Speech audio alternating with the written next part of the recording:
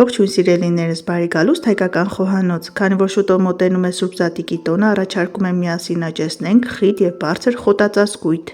Սուրբ Զատիկի սեղանը խորհրդանշում է Հիսուսի կյանքի հաղթանակը մահվան վրա և լի է ավանդական ուտեստներով։ Բոլորս էլ ցանկանում ենք, որ Սուրբ Զատիկի տոնական սեղանները լինեն գեղեցիկ զարդարված, լի ավանդական ուտեստներով։ Վերջերս կանաչ խոտի առկայությունը դարձել է կարևոր բաղադրիչներից մեկը։ Զատիկի համար ցորեն աճեցնելը պարզ ու գեղեցիկ ավանդույթ է, որը խորհրդանշում է նոր կյանքն ու առատությունը։ Ահա բոլոր քայլերը առողջ ու գեղեցիկ ցորեն աճեցնելու համար։ Վերցնում ենք ամբողջական չվնասված ցորենի հատիկներ, կոտրտված ցորենի հատիկները երբեք չեն ծլում։ Ցորենը լավ լվանում ենք սառը ջրով, վրան լցնում ենք կրկին սառը ջուր, դնում ենք զով տեղ, 2 օր անց ցորենը այսպես առատորեն ծլում է։ Գործընթացը արագացնելու համար ցորենը մի թրջեք տաք ջրով, այդպես հնարավոր է, որ ցորենի հատիկները բորբոսնեն։ Կարծում եմ բոլորի տան էլ կլինեն այսպիսի պլաստմասե տարաներ։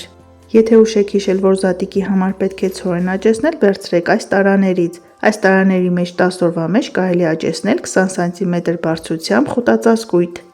Իսկ թե ինչպես, տեսանյութը դիտեք մինչև վերջ։ Ափսեների մեջ բամբակ ենք փռում, խոնավեցնում ենք և բարակ շերտով տարածում ենք ցորենի հատիկները։ Քանի որ ցորենը արդեն իսկ ծլած է, 3 օր անց տեսանելի կլինի կանաչ հատվածը։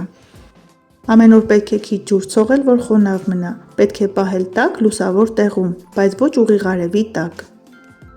7-ից 10 օրվա ընթացքում ցորենը կբարձրանա 7-ից 10 սմ։ Սակայն եթե ստեղծենք ջերմոցային պայմաններ, 10 օրվա ընթացքում այն կբարձրանա մոտ 15 սմ։ Երբ խոտը սկսի բարձրանալ, քիչ ջուր ցողեք, որպեսզի ցողունները ամրանան։ Եթե խոտը շատ բարձրանա, կարող եք մկրատով մի փոքր կտրել։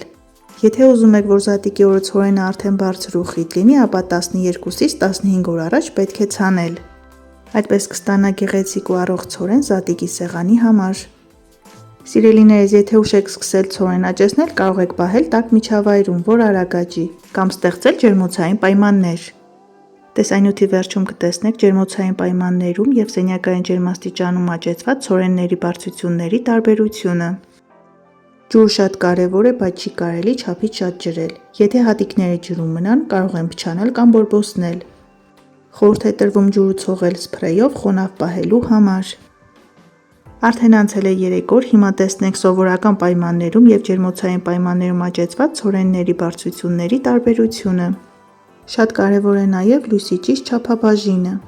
Սկզբնական օրերին պահեք փակ, մութ տեղում, որ ծիլերը ուժեղանան։ Երբ սկսեն աճել, 3-րդ օրից տեղափոխեք լուսավոր, բայց ոչ ուղիղ արևի ճառագայթների տակ, որ կանաչ գույնը պահպանվի։ Հիմա տեսեք կախված պայմաններից ինչպես են աճում ցորենի հատիկները։ Ջերմոցային պայմաններում բույսը իրեն շատ ավելի լավ է զգում և խոտածածկույթը լավ բարձրացել է։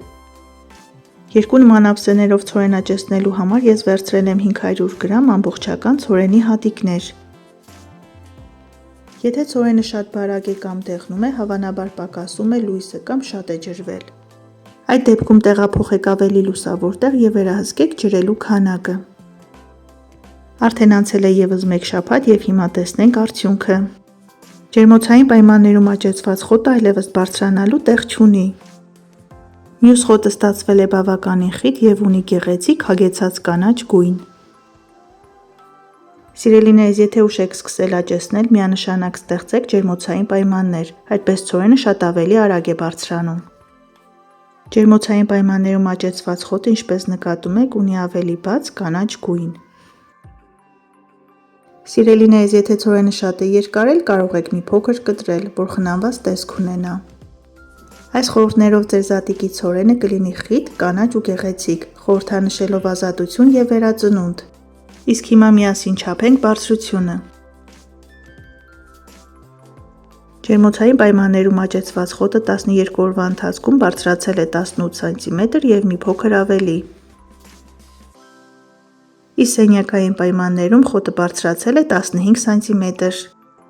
Դե ինչ բարեկամներ, դուք էլ հետևեք բոլոր խորհուրդներին, որպեսզի աճեցնեք խիտ և բարձր խոտածածկույթ։ Միշտ հիշեք, սիրելի հետևորդներ, Քրիստոսի համար Սուրբ Զատիկին կարևոր է ոչ թե մեր սեղանների առատությունը, այլ մեր հոգիների մաքրությունը։ Մնացեք խաղաղությամբ։